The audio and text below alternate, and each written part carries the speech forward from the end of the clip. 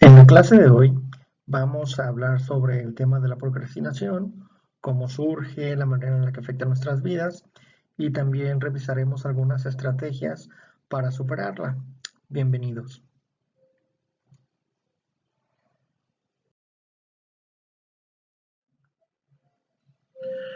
Muy bien, todos en algún momento de nuestras vidas hemos vivido la procrastinación como un problema.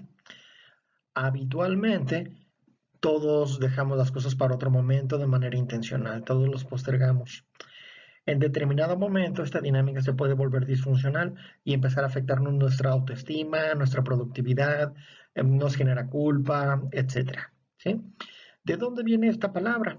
La palabra procrastinación viene del latín procrastinare, que significa pro adelante, y crastinus mañana, es decir, lo voy a hacer mañana.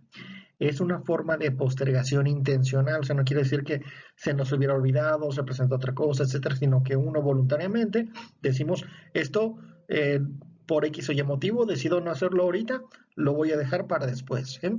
Incluso hay herramientas buenas en donde tenemos en una libreta, en una hoja, todo lo que necesitamos hacer hoy, y si no lo hicimos, lo pasamos mañana y ahí comenzamos. ¿Sí? Esto, como lo comentaba antes, en determinados momentos puede crear mucho malestar y volverse disfuncional muy rápidamente. ¿Está mal hacer eso? Bueno, para empezar en psicología no se trata de poner etiquetas morales de lo que esté bien o esté mal, más bien nos enfocamos en si en algo es disfuncional, es decir, si afecta la funcionalidad para llegar a las metas u objetivos que nos interesa lograr, ¿no? Toda estrategia, por lo tanto, si se sobreutiliza, corre el riesgo de volverse disfuncional. ¿Sí? Si cada vez que me enfrento a una tarea que me resulta desagradable, que me apena, que me da miedo, que me abruma, que me perturba emocionalmente de alguna manera, recordemos que para muchos autores este es un tema no necesariamente de habilidades, sino que tiene que ver con nuestras emociones. ¿Sí? Entonces, si determinado tipo de tarea me resulta muy desagradable, es claro que lo que hacemos es hacerla a un lado porque nos está creando malestar. Entonces, sobreutilizar este tipo de estrategia, de decir, ahorita no quiero lidiar con esto, ¿sí? Puede pasar un día, una semana, un mes, etcétera, lo cual va haciendo que incremente la presión. Nos resulta más difícil lidiar con la tarea porque ya la convertimos en un monstruo enorme y además nos está afectando nuestros sentimientos hacia nosotros mismos, porque nos sentimos holgazanes, inútiles, culpables de no hacer lo que nos habíamos prometido, etcétera. Entonces, todos estos patrones hay que romperlos, ¿sí? E ir directamente hacia el monstruo, hacia el dragón del cuento. Lo que queremos es enfrentar eh, el gran enemigo y ver que cuando nos acercamos, pues no era tan terrible como nos imaginábamos. ¿Cómo surge, no? ¿Es porque somos holgazanes? Bueno, hay todo tipo de personalidades en este mundo. Recordemos que los que estudian profesionalmente la personalidad logran identificar algunos rasgos que son elementos de la personalidad relativamente estables, que duran mucho tiempo, etcétera. Nuestros rasgos y la combinación de estos rasgos que nos da nuestra personalidad, uno que es valorado universalmente, es ser muy meticuloso. ¿Sí? Entonces, independientemente de que tu sociedad sea de arquitectos, de pescadores, de agricultores, de cazadores, de vendedores, de diseñadores o de lo que sea, las personas que son más meticulosas, que son muy cuidadosas, que avanzan en sus proyectos y los van haciendo con mucho cuidado, con mucha atención, suelen ser valorados prácticamente en todo el mundo y las personas que somos más descuidadas, pues creamos más problemas, ¿no? En nuestro trabajo, en nuestra familia y en nuestra vida personal. Entonces, no necesariamente nos convierte eso en unos holgazanes, sino muchas veces necesitamos corregir determinado tipo de malos hábitos emocionales que tenemos. Cuando lo tenemos bien identificado, podemos ver que hay algunos factores que influyen para que inicie y se mantenga nuestro problema de procrastinación. El primer factor tendría que ver con la expectativa de la experiencia. Entonces, me, tengo que realizar algún trámite burocrático, hacer las compras para Navidad, empezar a hacer este proyecto que me encargaron de la universidad, etcétera, pero ya lo tengo planteado de alguna forma dentro de mí que puede resultar muy desagradable o que me empieza a crear incomodidad porque no estoy muy seguro si sería muy capaz de hacerlo, ¿sí? Entonces, recuerdas, por ejemplo, el psicólogo Albert Bandura, que es el psicólogo más citado, creo que después de Sigmund Freud, cuando uno busca en los listados de investigación de psicología, crea este concepto de confianza en uno mismo, ¿sí? De autoeficacia. Entonces, cuando las personas nos sentimos muy capaces, ¿sí? O sea, autoeficaces, tenemos esta creencia, esta sensación de poder realizar una actividad bien, es más probable que lo termine haciendo, ¿ok? Entonces, puede ser que ya esté planteada una actividad con una expectativa que la experiencia no necesariamente va a ser muy agradable porque no la voy a poder realizar muy bien, me va a costar trabajo, me puedo equivocar, etcétera. Entonces, mientras mi expectativa de la experiencia sea más negativa, menos probabilidades va a haber que sí realice esa actividad, ¿sí? Segundo factor, baja satisfacción en la actividad. Quizás la actividad en sí misma nunca va a ser satisfactoria, es algo aburrido, es desagradable, ¿sí? O sea, si uno va a hacer, por ejemplo, las compras navideñas, es perder todo un día en el centro, pelearte con más gente, que te robe la cartera y el señor en el camión, un montón de cosas, ¿no? Entonces, baja satisfacción en la actividad incrementa las probabilidades de postergar. Factor número 3, nuestra impulsividad y nuestra distractibilidad. Entonces, las personas que somos más impulsivos, cualquier cosa nos va a distraer, ya me aburrí rápidamente, deja ver en el celular a ver si no ha pasado nada en redes sociales, deja ver el clima, deja busco la actividad, la música más agradable para estudiar, sí, sí, sí, y nada más estamos haciendo todo, menos lo que necesitamos hacer. Entonces, mientras más impulsividad tengamos en nuestra forma de ser, de nuestra personalidad, nos distraemos más fácil e incrementa la probabilidad de procrastinar. Y el cuarto factor muy importante es este espacio de tiempo, ¿sí? He dado clases por muchos años y un experimento que he hecho muchísimas veces y que se los digo directamente a los alumnos es que si vamos a realizar una actividad y les digo,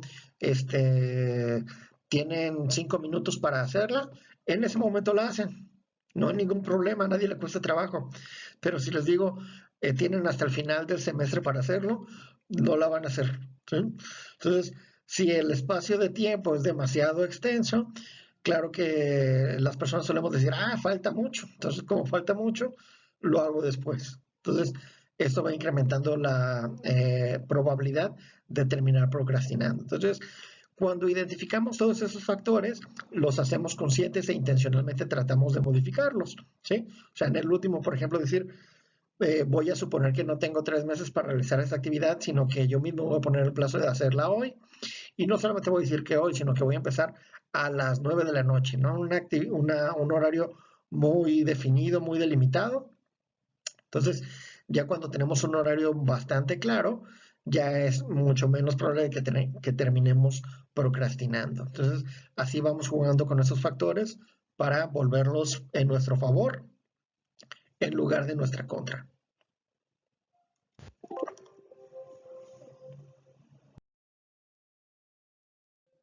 Ok, entonces, como vemos, hay muchas formas que las personas hemos inventado para echarnos mentiras a nosotros mismos o a los demás. Entonces, cuando tenemos muy identificado nuestro estilo para autoengañarnos, pues lo aprovechamos a nuestro favor para tratar de corregirlo, ¿sí? Por ejemplo, podemos decir que por ignorancia, es que no sabía que había que hacer eso, por falta de habilidad, es que no sé cómo se hace, entonces no lo hice. Por apatía, por ejemplo, en realidad no lo quiero hacer. Entonces, si no tengo ganas, no se va a hacer, solamente con ganas se puede hacer. O también con apatía, no haría ninguna diferencia hacerlo, ¿sí? Entonces, ya terminé el doctorado, ¿para qué todo el mundo ya me vio ahí que me tomé la foto con el birrete? ¿Para qué tramito el título? Lo hago después, no tiene caso. También apatía, como a nadie le importa si lo hago o no, entonces nadie lo va a notar, nadie me está vigilando, pues, ¿para qué lo hago? También por apatía, necesito estar en el humor correcto para hacerlo, ¿no? Entonces es uno de mis favoritos, como si existiera un estado de ánimo adecuado para realizar determinado tipo de actividades, cuando en realidad es al contrario, ¿sí? Cuando realizamos una actividad como nadar, ir al parque, platicar con nuestros amigos, son las actividades las que nos retroalimentan determinado tipo de experiencias internas o estados de ánimo y no al revés, ¿sí? Si nos quedamos esperando un humor muy específico para poder realizar nuestro aburrido proyecto universitario, pues lo más probable es que no lo vamos a hacer jamás. Hábitos como siempre he sido así, o sería muy difícil cambiar, mira, yo desde la primaria siempre dejaba todo hasta el final, etcétera. Es, esta es otra versión de él, así soy. Eh, Trabajo mejor bajo presión, entonces lo voy a dejar hasta el final. Simplemente no sé cómo comenzar, entonces como no sé cómo comenzar, en lugar de comenzar y ver cómo comenzar, prefiero no comenzar. Entonces nunca inicio nada. Se me olvidó jugar a la memoria, no me acordaba que había que hacer eso. Me sentía mal, me dolía el estómago, la cabeza, me dolía el pie. Entonces así no se puede trabajar, no hice eso. También podemos postergar porque decimos estoy eh, esperando el mejor momento para hacerlo, ¿no? El mejor momento nunca llega. Necesito tiempo aparte para poder hacerlo. Entonces, si necesito esto, pues necesito tener unas 8 horas libres y pues como no las he tenido últimamente, pues no lo he hecho. También como postergación, como tengo algo urgente que hacer, a mi perro le dio gastritis, no he podado aquí el árbol de afuera y necesito dedicarle tiempo a eso, mis zapatos están muy sucios y necesito darles una limpiada, y así nos lo vamos pasando para echarnos esas mentiras y no realizar lo que tenemos pendiente.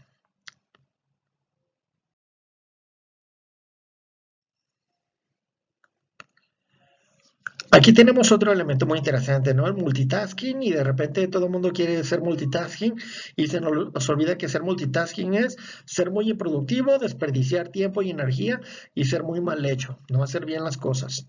Y el monotasking, que es lo que yo les sugeriría, es estar enfocados en una sola cosa, ¿sí?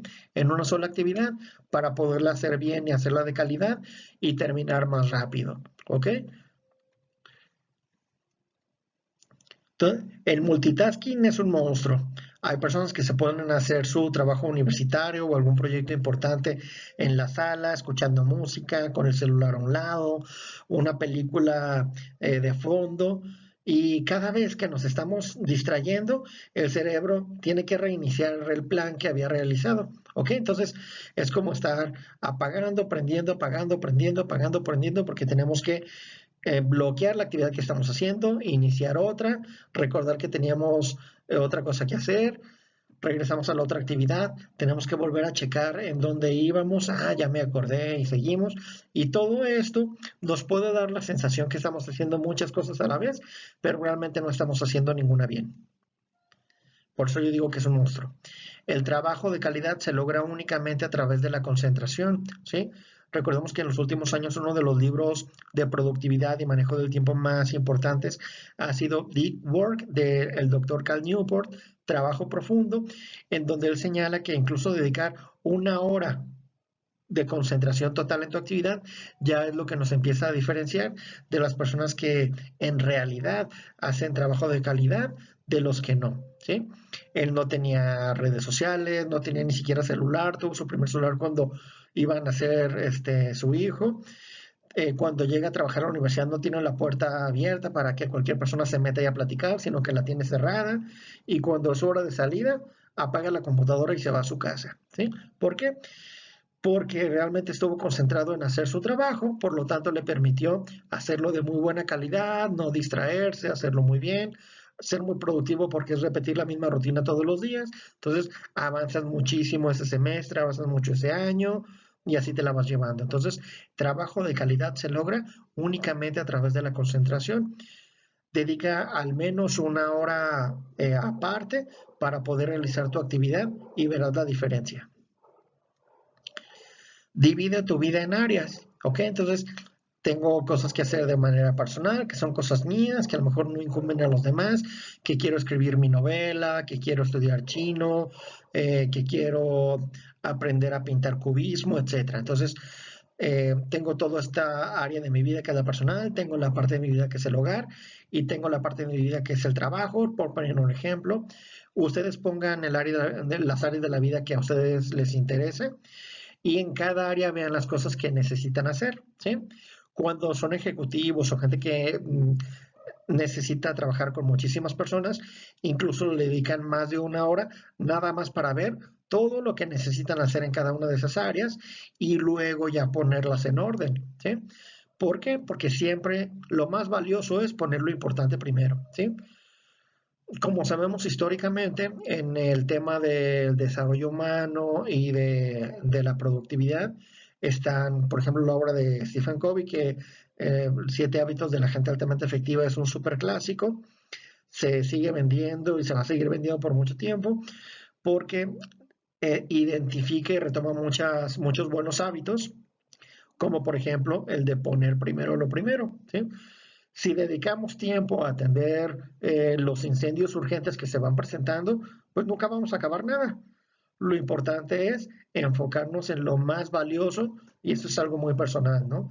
Ya ver que a lo mejor lo que me interesa de mi trabajo es un aspecto muy específico, lo que me interesa a lo mejor primero mi familia que mi trabajo, o primero mi desarrollo personal que el trabajo, etcétera. Esas son jerarquizaciones muy personales, pero si las tenemos muy claras, nuestra toma de decisiones se hace obvia y jamás realmente nos estresamos, porque de todas las cosas que tenemos que hacer, sabemos que lo más importante lo estamos haciendo ya. Es aquí que les comento que creen una lista para cada área de sus necesidades, pónganla en orden de importancia o de valor para ustedes y dediquen tiempo para cada una de ellas solamente. ¿Sí? Entonces, si van a estar realizando una actividad, solamente esa actividad. No hay oportunidad de distracción, es que mientras estoy haciendo mi proyecto de la universidad, también voy a estar acá en un curso de cocina italiana para aprovechar el tiempo. Error, ya. Se están metiendo a la zona pantanosa del multitasking, no van a hacer ninguna de las cosas bien y van a perder más tiempo. O sea, resulta una paradoja bastante cruel. Entonces, de una en una, y si la actividad es muy extensa, o sea, un proyecto, por ejemplo, universitario, te puede llevar 4 meses, lo divides en partes pequeñas que puedas manejar, ¿ok? Entonces, recuerdo mucho a un amigo que trabajaba en su proyecto 20 minutos todos los días y al final del semestre tenía un excelente proyecto, ¿sí? Y le dedicamos realmente muy poco tiempo, cuando a lo mejor el resto de nosotros, muy malos con nuestro uso del tiempo, lo hacíamos todo la última semana o incluso unos peores, una noche antes, ¿no? Entonces, sin dormir 24 horas, me aviento todo el trabajo del semestre, ¿sí? Error. Dediquen un tiempo para trabajar en un solo aspecto por vez y si es una tarea demasiado grande, la dividen en partes manejables, siempre manejables, ¿sí? Eh, Mantener este flujo de comodidad en el trabajo, que no se vuelva tedioso, que no se vuelva cansado, perdón, porque si no, disminuye nuestros deseos de seguirlo haciendo.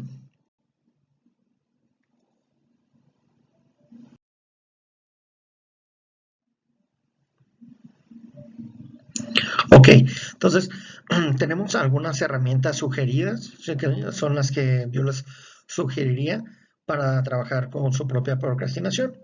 Hay determinado tipo de problemas y para cada problema hay una herramienta para trabajar con ese problema. Ok, entonces muchas personas tienen el problema de las desorganizaciones, que hiciste en todo el día, que hiciste toda la semana, que hiciste en esta fase de tu vida, no lo sé. Y es porque hay mucha desorganización. Entonces, la herramienta más simple es tener un plan de actividades.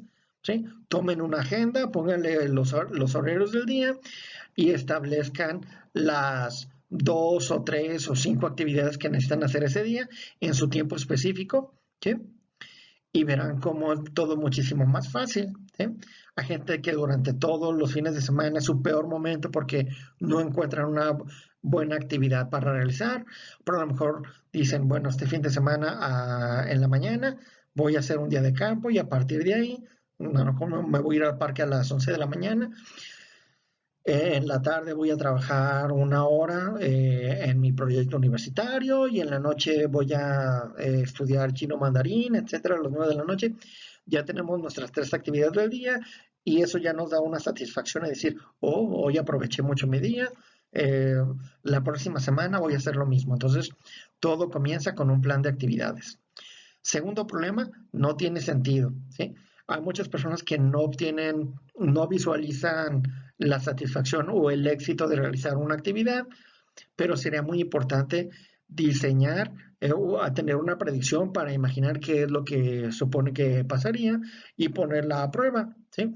Mucha gente, por ejemplo, típico, no están solos, no quieren realizar una actividad que sería muy agradable para ellos, como ir al cine, ir a un restaurante, arreglar su área en la que trabajan o donde viven, porque dicen, pues no tiene sentido, ¿no? Yo sé que vivo así desordenadamente, no tengo que impresionar a nadie, ¿para qué voy al cine solo? Me voy a ver extraño, etcétera, ¿no? Entonces, hacemos una predicción de placer a ver si efectivamente, si yo realizo determinado tipo de actividad, termina siendo lo que yo suponía que iba a ser. ¿Sí? Es muy importante esto porque si estamos muy bajos de nuestro estado de ánimo, es muy fácil que creemos expectativas falsas. Entonces hay que ponerlos a prueba, corregirlas a través de vivencias, de experiencias reales. ¿Ok? Tercer problema es demasiado. O sea, necesito escribir, no sé, estoy en un taller literario y necesito escribir una novela al final. Bueno, evidentemente, a tener un proyecto así de grande requiere muchísimo tiempo y muchísima atención. Entonces, ahí qué es lo que hacemos? Baby steps. Dividimos la tarea en pasitos muy cómodos para nosotros. ¿Sí? No tienes que escribir 120 páginas de tu novela del proyecto este fin de semana. ¿Sí?